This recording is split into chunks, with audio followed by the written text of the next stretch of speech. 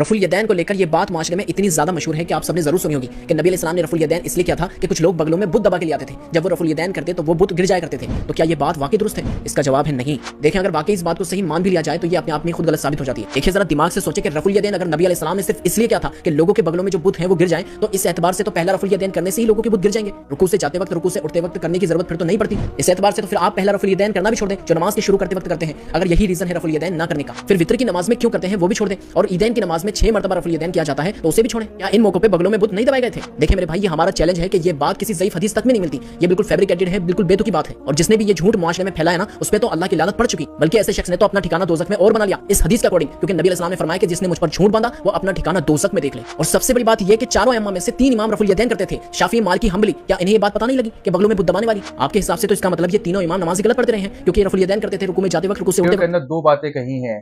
پہلا تو انہوں نے یہ احناف کے اوپر الزام لگایا ہے کہ احناف یہ کہتے ہیں کہ جو نماز کے اندر تکبیر تحریمہ کے علاوہ جو رفع الیدین کیا جاتا ہے اس سے نماز صحیح نہیں ہوتی ہے۔ تو یہ بالکل سراسر جھوٹا الزام ہے، بے ایمانی ہے، کیونکہ احناف کے اندر، فقہ حنفی کی کسی بھی کتاب کے اندر یہ نہیں دکھا سکتے کہ جہاں پر یہ لکھا ہوا ہو کہ رفع الیدین کے ساتھ نماز پڑھنے والوں کی نماز غلط ہوتی ہے، بلکہ صحیح بات یہ ہے کہ رفع الیدین تکبیر تحریمہ کے علاوہ جو رفع الیدین کے ساتھ نماز پڑھتے ہیں ان کی نماز بھی سنت کے مطابق ہے، اور جو تکبیر تحریمہ کے علاوہ رفع الیدین نہیں کرتے ہیں ان کی نماز بھی سنت کے مطابق ہے، کیونکہ یہ دونوں ہی عمل رسول پاک علیہ الصلوۃ والسلام سے ثابت ہے۔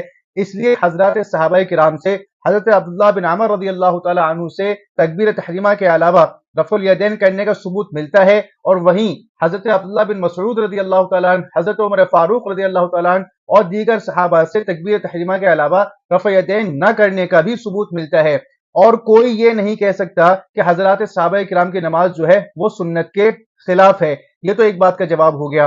اور دوسرا انہوں نے جو یہ کہا کہ امام شافعی، اور دوسرا انہوں نے یہ کہا کہ یہ جو کہا جاتا ہے کہ رفع الیدین کرنے کا سبب یہ ہے کہ بھائی وہ جو ہے کفار اپنے بغلوں کے نیچے بت دبا کے آیا کرتے تھے، تو یہ بالکل جھوٹ بات ہے، اور امام شافعی، امام مالک، امام حنبل بھی رفع الیدین کیا کرتے تھے، تو کیا ان کو یہ بات نہیں پتا تھی؟ تو میرے بھائی بالکل امام شافعی، امام مالک کو بھی یہ بات پتا تھی، اور انہوں نے اس بات کو اپنی کتابوں کے اندر لکھا بھی ہے، لیکن تم گوگل والی سرکار کبھی کتابوں کو اٹھا کر کے دیکھو تو آپ کو پتا ہوگا کہ کتابوں کے اندر کیا لکھا ہوا ہے۔ اب ہر بات تو کیا ہے گوگل پر آپ کو ملنے سے رہی۔ اب یہ دیکھیں کتاب کا حوالہ ود اسکین پیج میں آپ کو دکھاتا ہوں۔ کتاب کا نام ہے فتح العلام، شیخ الاسلام ابی یحییٰ زکریا الانصاری الشافعی۔ کیا لکھتے ہیں اس کے اندر؟ وحکمت رفع الیدین کما قال الشافعی، اور رفع الیدین کی ایک حکمت یہ ہے، امام شافعی رحمہ اللہ نے جیسا کہ فرمایا کہ اللہ تعالیٰ کی عظمت کو بیان کرنے کے لیے، اور رسول پاک علیہ الصلوۃ والسلام کی سنت کی اتباع کرنے کے لیے، اور اللہ سے اپنے ثواب کو بڑھانے کے لیے۔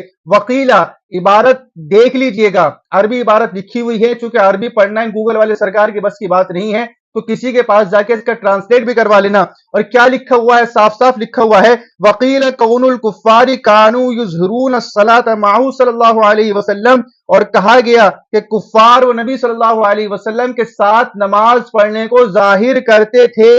وَأَصْنَامُهُمْ تَحْتَ آبَاطِهِمْ، وَأَصْنَامُهُمْ تَحْتَ آبَاطِهِمْ، اور ان کے بت ان کے بغلوں کے نیچے رکھے ہوتے تھے۔ یہ بالکل صاف لفظوں میں لکھا ہوا ہے، تم یہ کہہ رہے ہو کہ یہ جھوٹ ہے، آنکھیں کھول کے دیکھو کتاب کے اندر لکھا ہوا ہے۔ اور کیا فرمایا پھر آگے؟ فَأَمَرَ صلی اللہ علیہ وسلم، اور نبی صلی اللہ علیہ وسلم نے حکم دیا۔ تم کہہ رہے تھے کہ یہ جھوٹ ہے، دیکھو نبی صلی اللہ علیہ وسلم نے حکم دیا ہے، اور اس بات کو امام شافعی رحمہ اللہ نے اپنی کتاب کے اندر نقل بھی کیا ہے۔ يَرْفَعُوهَا لِيَرْفَعُوهَا مَعَهُ فَتَسْقُطَ أَصْنَامُهُمْ، اور کیا حکم دیا کہ وہ اپنے ہاتھوں کو اٹھایا کریں، تاکہ وہ اپنے ہاتھوں کو اٹھائیں گے نبی صلی اللہ علیہ وسلم کے ساتھ تو ان کے بغلوں کے نیچے جو بت رکھے ہوتے تھے وہ گر جائیں گے۔ تو جھوٹا کون ہے وہ ثابت ہو گیا۔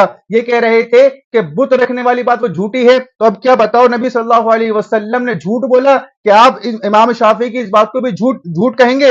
اور دوسرا دیکھیں امام مالک نے بھی اس بات کو لکھا ہے، کتاب نفائس الاصول فی شرح المحصول، جی اس کا کتاب کا اسکرین پیج آپ کے سامنے ہے، اس کے اندر بھی اس بات کو لکھا ہوا ہے کہ الرابع حکم ثابت بعلت فی زمان النبی علیہ السلام، جی چوتھا حکم وہ ثابت ہے ایک ایسی علت کی وجہ سے جو نبی صلی اللہ علیہ وسلم کے زمانے میں موجود تھا.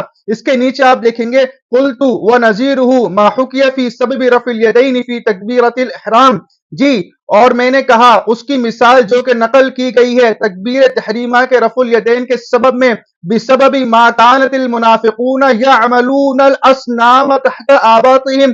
اس سبب کی وجہ سے کیا سبب ہے کہ جو منافقین تھے وہ منافقین اپنے بتوں کو جو ہے کرتے تھے اپنے بغلوں کے نیچے. تو امام مالک کو بھی اس بات کا پتہ تھا اور اس لیے انہوں نے اپنی کتاب کے اندر اس بات کو نقل بھی کیا ہے. تو سامعین یہ وہ لوگ ہیں جو بغیر تحقیق کے آپ کے سامنے مسئلے کو بیان کر کر امت کو ولغلانے کا کام کرتے ہیں اور یہ ائمہ کرام کو جھوٹا ثابت کرتے ہیں، لیکن در حقیقت یہ لوگ خود جھوٹے اور مکار